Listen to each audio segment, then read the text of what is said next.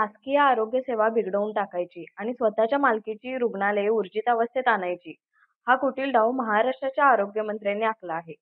अशी टीका शिवसेना उद्धव बाळासाहेब ठाकरे पक्षाचे खासदार विनायक राऊत यांनी केली आहे. कोल्हापुरातील शासकीय विश्रामगृह येथे आयोजित शिव आरोग्य सेनेच्या मेळाव्याला संबोधित करताना ते बोलत होते. यावेळी बोलताना ते म्हणाले, दुर्दैवाने आरोग्यासारखी मानवी जीवनाला उपयुक्त ठरणारी, केवळ मानवी जीवनालाच नव्हे तर प्राणी मात्राला सुद्धा उपयुक्त ठरणारी ही बाजू आरोग्य सेवा, आज अवस्था काय झालेली आहे त्याची. आणि म्हणून अशा या भरकटलेल्या आणि डबघाईस आलेल्या महाराष्ट्राच्या आरोग्य सेवेला उभं करण्याचं काम तुम्ही नाही करू शकत. पण तरी सुद्धा आज ग्रामीण भाग असो, शहरी भाग असो, प्रत्येकाला जिल्हा रुग्णालय, ग्रामीण आरोग्य रुग्णालय, कुटीर रुग्णालय, प्राथमिक आरोग्य केंद्र,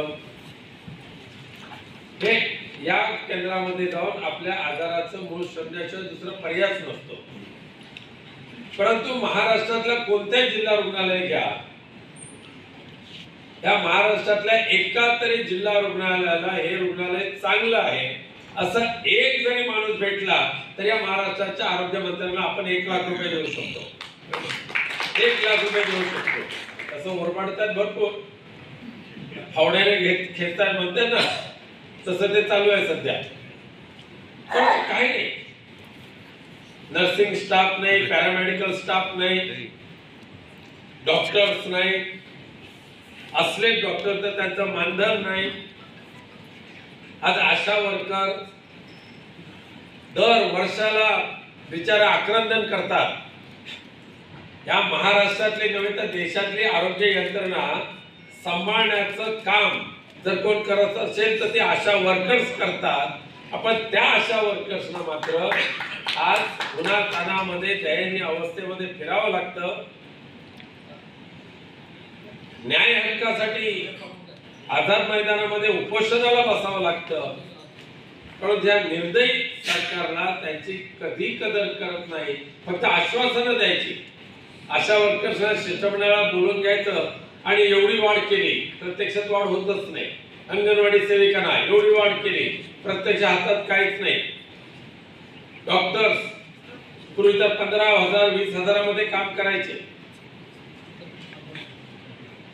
आमच्या डॉक्टर विंचेकर महाराष्ट्राच्या विधानसभेमध्ये काम करत असताना प्रत्येक वेळेला फक्त BMS झालेले डॉक्टर जरी असले तरी त्यांना सुद्धा त्यांची उपजीविका चालेल एवढं तरी मानधन द्या, ही ठाम भूमिका तुम्ही पण मांडली होती.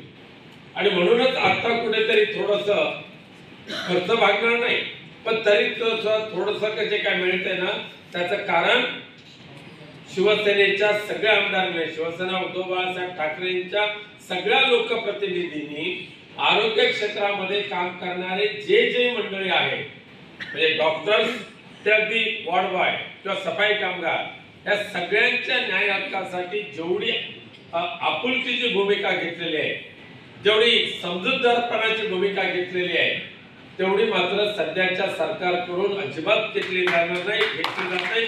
उलट आरोग्य सेवा बिघडवून टाकायची, शासकीय आरोग्य सेवा बिघडवून टाकायची आणि स्वतःच्या मालकीची रुग्णालय अगदी चांगल्या पद्धतीने ऊर्जितावस्थेत आणायची, हा कुटील डाव सध्याच्या महाराष्ट्राच्या आरोग्य मंत्र्यांनी आखलेला आहे. आणि अशा वेळेला ह्या रुग्णांच्या मदतीला कोण धावून जात असेल तर मी अभिमानाने सांगेन, आपल्या शिवसेनेची ही शिव आरोग्य सेवा ही प्रत्येक जिल्ह्यामध्ये धावून जाते. बाळासाहेबांनी सांगितलं आहे, आरोग्य सेवेचं काम करा. त्याप्रमाणे शिव आरोग्य सेना जे काम करीत आहे ते काम कौतुकास्पद असल्याचंही राऊत यावेळी म्हणाले. यावेळी शिवसेनेचे जिल्हा प्रमुख व उपनेते संजय पवार, शिव आरोग्य सेना कार्याध्यक्ष किशोर ठाणेकर, माजी आमदार सुजित मिनसेकर, आमदार उल्हासदादा पाटील, विजय देवणे, रविकिरण इंगवले, सुनील मोदी यांच्यासह पदाधिकारी कार्यकर्ते मोठ्या संख्येने उपस्थित होते. न्यूज मराठी 24 साठी आसिफ बनगे, कोल्हापूर.